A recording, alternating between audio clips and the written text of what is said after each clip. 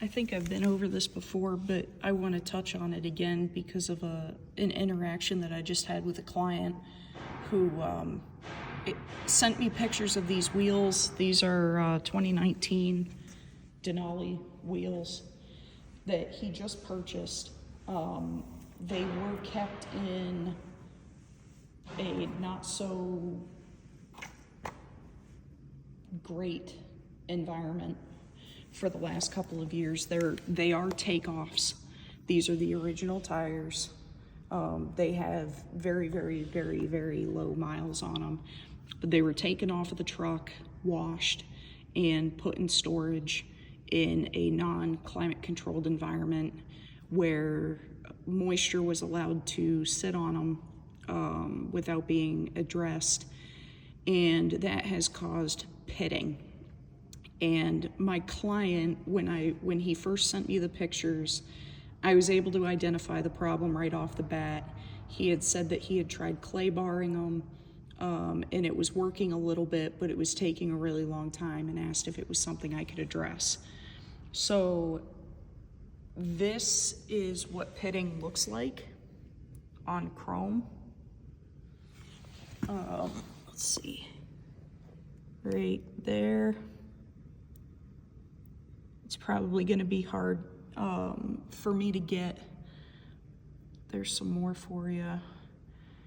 The biggest area that I see it on chrome wheels is in the corners in here, because that's where water likes to sit the most.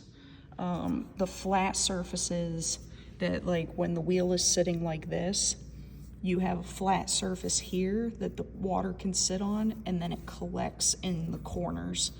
So these areas here are where I see it the most, and then you're also gonna get it here. But I don't know if you can hear it or not, but it almost sounds like paint that needs to be clay barred. It's extremely rough. There's texture to it.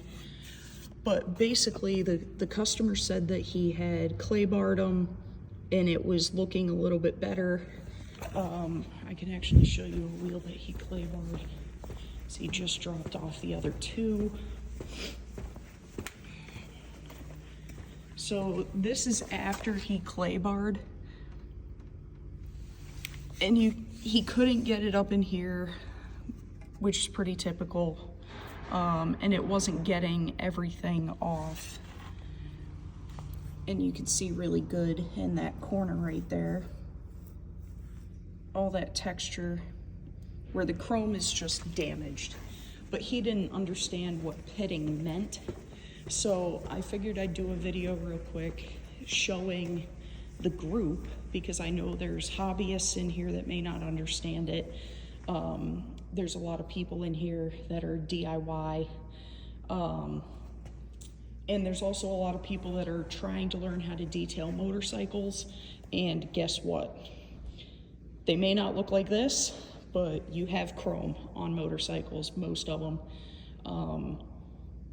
And you need to learn how to tackle this in what I would consider the easiest way to tackle pitting without causing excessive damage to the chrome. So basically what causes pitting is a buildup of moisture that sits on the wheel. It can be caused by corrosive things like road salt, which is really common where I am. Road salt will sit on the surface, and it will just eat at whatever it is, whatever the material is. In this case, it's chrome plating. It eats at paint. It eats at body work, like undercarriages. It just destroys everything. Brake dust is also another corrosive material that can sit on wheels and will cause pitting. Moisture in and of itself, from sweating, even if the wheels are clean before they're put in storage, if you don't have a climate controlled environment to store them in, you will end up with moisture condensation that will sit on the surface, and just that moisture alone will cause pitting if it's left for extended periods of time.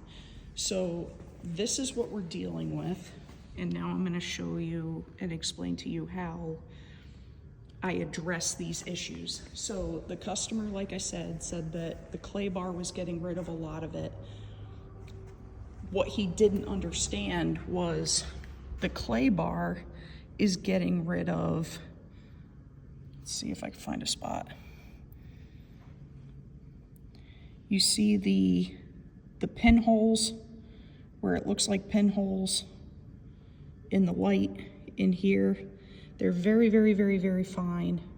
That's the starting of it. There's a little bit right here that's left behind. That is actually the damaged chrome. So this wheel right here has already been polished. I'm done with this wheel. All I'm doing is removing the final coats of wax as it cures. So you can see maybe a little bit right there if I hold it. Up in this corner, up in here, you can see the really, really fine pinholes that have been started. Those are the starts of pits. So what you're seeing when you're seeing this, where it actually looks like a white spot of corrosion, is exactly what it is. It's the layer underneath the chrome plating that is starting to seep through the pit itself, the hole that's been created in the chrome, and you're seeing that corrosion layer. So that right there, this area right here, is the pit, and then all that white stuff that was on that other wheel over there is the sub layers, you know, either all the way down to the aluminum or the plating, the additional layer that's underneath the chrome is actually starting to wear and it's coming through. So it's basically acting like a mineral deposit at that point, which is why it can be removed to an extent with a clay bar. Now, the only way that I know of, or the most effective way that I know of to fix and improve, it's not even a fix, all it's doing is improving the appearance of the chrome, is polishing. So in my experience with this, a power ball is not going to be aggressive enough to clean this stuff up and actually get into the pit and clean out the gunk that is creating the discoloration of, you know, with the oxidation and stuff. So what I'm doing with these wheels in particular is I'm using 4/0 steel wool right here. I break that piece in half, and that's what I use, about a half a piece per wheel. And I'm mixing that with some Sinister El Diablo. That is my go-to for stuff like this that's heavily corroded, is this combination right here. For stuff that is not this bad, I will use steel wool with glass cleaner. And then all you have to do is take your microfiber towel and wipe your glass cleaner off, kind of buff it all down real good so that it can dry, and then you're left with a nice shiny surface. The Sinister El Diablo for these wheels is the route that I'm going, because this is more of an aggressive polish than, say, Mother's Chrome polish, paired with an aggressive applicator. So I'm really able to get down into the pits really good and get the discoloration out, and it's adding a lot of clarity and a lot of color back to the chrome that wasn't there originally. And then all I'm doing afterwards is I'm taking a little bit of Neverdol. This stuff is like gold for anybody doing a lot of chrome polishing. It's a wadding polish, so you basically just take a little bit. This is all I'm using so far. Has done one whole wheel and the hubcap for it. So I'm taking just a little bit of that, and I'm using Renegade Wicked, which is a very, very fine metal polish, but in this application, I'm using it more as a wax, a sealant. So what I'm doing is I'm wiping this on with my Neverdull to apply to the whole wheel, and then I'm letting it flash. So I think it's like a 15 minutes or so. I'm letting it kind of haze over real good, and then I'm going after it with a microfiber towel. I buff it down, and then I'm letting it flash again. So I'm basically taking my sealant off in layers, and what that's doing is it's allowing that sealant to kind of bake itself into the pits and stuff to help seal those pits up, so that I'm not left with unprotected material underneath. The customer knows that this is just going to buy him a little bit of time. He's already been educated on what he needs to do to maintain this. I did not try to upsell him on ceramic coating out of ethics, because ceramic coating is not going to protect these wheels. It'll make the water beat up on them real nice. It'll make it easier to shed water and salt for a little bit, but the ceramic itself is not going to get into the pits that are here and seal them off and actually prevent more corrosion from coming out. So at this point in time, these wheels are at a maintenance point of their life. If they had been brought here brand spanking new, I would have definitely been able to upsell him on ceramic for the ease of maintenance and to prevent something like this happening. But now that it's happened, it's too late. So these wheels are being done for $65 a piece. I'm spending roughly 45 minutes per wheel, not including the sealant application, just because the sealant, I don't have to sit here and babysit. I can work on other stuff while the sealant dries, come over, wipe it down real quick, and then go back to what I was working on. So that's how I'm tackling these. Now with motorcycle chrome, you can usually get away with using just the steel wool and some glass cleaner if you're doing a quick, like a wash and wax type of package. You can even use the steel wool with a spray wax if you wanted to. The biggest thing is lubrication. So that's why part of the reason why I'm using this. You can use ONR, you can use the glass cleaner, you can use spray wax, anything that's damp, wet. You don't want to really use iron remover because it will react with the steel wool and you will end up with purple crap everywhere and it makes a mess and it really doesn't do anything special.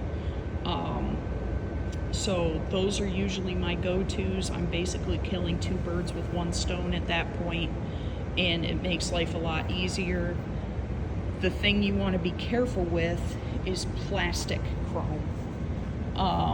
This is where I see a lot of people get super aggressive with the steel wool and they end up causing more damage. So you can see this hubcap cover is a lot of pitting in here. It's all on the outside. You can see it down in where the lug nuts go.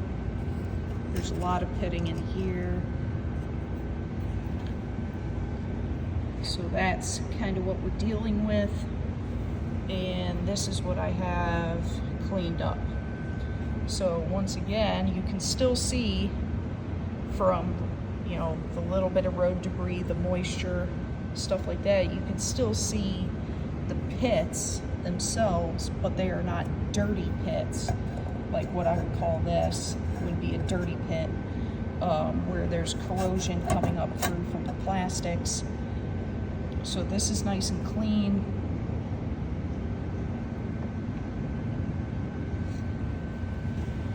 And with this, I still used a little bit of the steel wool. But with this one, with the plastic, you want to be very cautious about your pressure. You don't want a lot of pressure. I was basically just holding the steel wool on the surface and agitating it real light. Lots of moisture for lubrication, and then came back right over top of it with the Never Dull and the Wicked, sealed it up and got it buffed off. But the steel wool does a really nice job of getting down into the cracks in between the letters. They're not perfect, but they are a heck of a lot better than that mess. So that's just a quick, semi-quick explanation of chrome polishing, what pitting is, what you're looking at, and kind of how to tackle it, because we're coming into that season where people are going to be putting on their summer wheels in just a couple of months. They may be reaching out to you to polish their summer wheels. People are getting bikes done, and a lot of people have questions when they start seeing stuff like this because they don't know what they're looking at. And once you start seeing holes in chrome, you're done. The only way to actually fix it is to refinish the wheel, get it re-chromed, or replace it at that point. Whether it be motorcycle parts or wheels like this, once that chrome is damaged, you're just trying to maintain it and keep it looking the best you can, but there will be no saving it, and it will only get worse. So that's what we're dealing with today. I hope you guys are having a better day than this barrel full of fun. But if you have any questions about products, where to purchase, how I'm doing it, any questions that you may have, feel free to ask. Reach out to me in Messenger and let me know your thoughts.